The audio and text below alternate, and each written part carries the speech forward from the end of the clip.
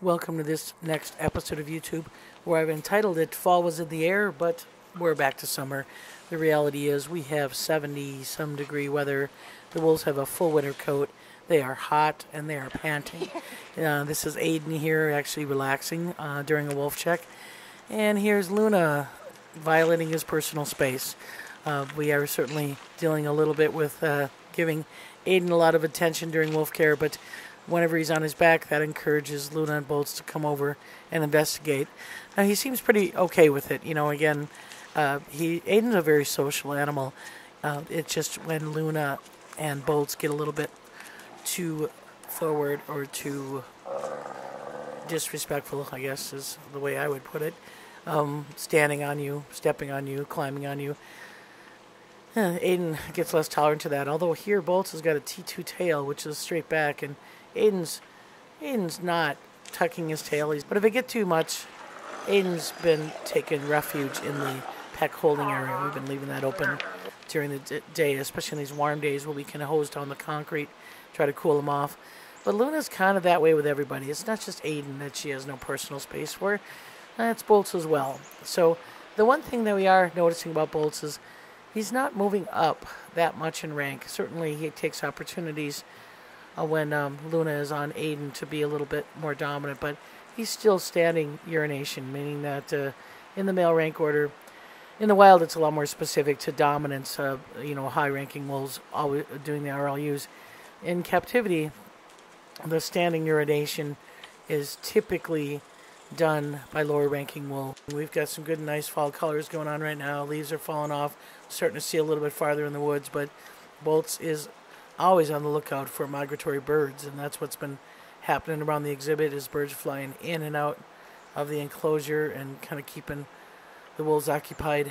Red squirrels have been gathering pine cones and actually, to some extent, kind of tormenting the wolves a little bit by running up and down the trees and certainly chattering at them. But Luna goes and investigates what Bolts and Denali are checking out, and usually it's some kind of bird or rodent, like I said, that is landing low in the bushes, maybe eating some late season fruit that they're actually showing some predatory drive towards. So again, Bolts is hot as well, and he's going to take refuge in that pack holding area. The good thing about having that open is that's how we get them in if there's emergencies. We want to get them into a holding pen. We like the idea that it's open and it's viewed as a source of comfort for them. That makes it easier when we do have an emergency to get them in. So as you can see here, Luna's quite active. Not feeling any indication that back leg's an issue for her. So she's definitely active. One thing that we have noticed is in that heat, they like to lay in the cool mineral soil. Denali has been digging out nice beds, and everybody else has been taking them from him. So that was one that Denali dug out that Luna's been using. Luna's still trying to master the chin rest. She's also trying to master submission. She's mastered obnoxious submission quite well, and that's what she's doing here. She's kind of trying to submit, but she's obnoxiously in Aiden's face. And Aiden's really tolerant of it, but after a while, it's just enough is enough, and he's definitely showing a little bit more status over her.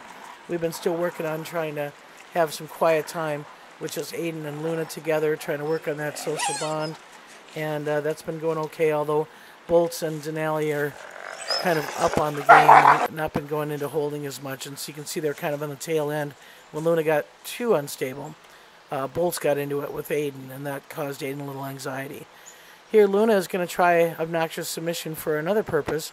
Denali's got a bone, and she wants it, so she's going to try to do a standover, try to assert some dominance and see if she can move him off of that bone. Then she tries to do a squash, and then she tries to do a chin rest. And then it might be easier just to deploy the old obnoxious submission, play bow, invite chase. So she kind of does that. So she runs around a little bit. Well, Denali's a social butterfly. He can't avoid chasing Luna. So he's going to run around and he's going to chase. And lo and behold, somehow in the middle of that chase, while Denali was running behind her, she got the bone. She took possession of it and she kept it. So Denali's out of bone here. Luna's going to finish it off, and she's going to stay and able to defend it. Denali doesn't use the same ploys that Luna does, so Luna's kind of the master of that distraction. Sometimes she'll toss things in the air. That'll be a little bit of a distraction. That was a unique view there of her trying dominance first and then faltering to obnoxious submission, and then resulting in the end result of the invite chase, which obviously got him off the bone.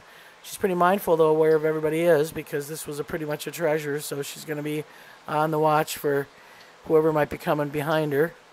But it is definitely Luna's character to try to be able to get things, possess them, and keep them from everybody else. So after deciding that she doesn't want it anymore, she's going to come down the hill, and she's going to give Denali kind of a sideward glance as he goes back up to get whatever's left of the bone. And that's where we kind of end this clip, is that Denali's going to search for what is left of the bone that he had possessed not more than 20 minutes prior. So that's what goes on in those days of fall when we have leaves changing. They are really seeming to enjoy making beds in these fresh fallen leaves. Denali, last night I watched him for about 10 minutes where he was digging and making a bed in some of those areas that are pretty thick with leaves. And Luna here is using the mineral soil just because that's cooler, and that's kind of a mechanism in this warm. So Grizzer, he is doing well. Again, still hot, just like everybody else. So when we're working with Grizzer, we usually come in the front towards the wolf lab, and then we'll go back to the east side. We obviously do scat in all three areas, and so this is right at the east side gate. So he's just coming out of the east side enclosure, kind of listening to Luna in the background, and Luna's doing a lot of dominance over the other side, and that's piquing Grizzer's interest a little bit. So at the gates, we, like I say, allow him to come and go as he pleases, wherever he wants to go. He has that ability to just go. I mean, the gates are all open and nothing keeping him from going where he wants to go. But obviously, the pack is interesting, so that's going to send him back to the back habitat where he's got the opportunity to be up on top of the den and then be able to see over the fence and kind of watch what goes on in that other pack. So that's what's going on here, and again, thanks for watching, and we'll talk to you next week.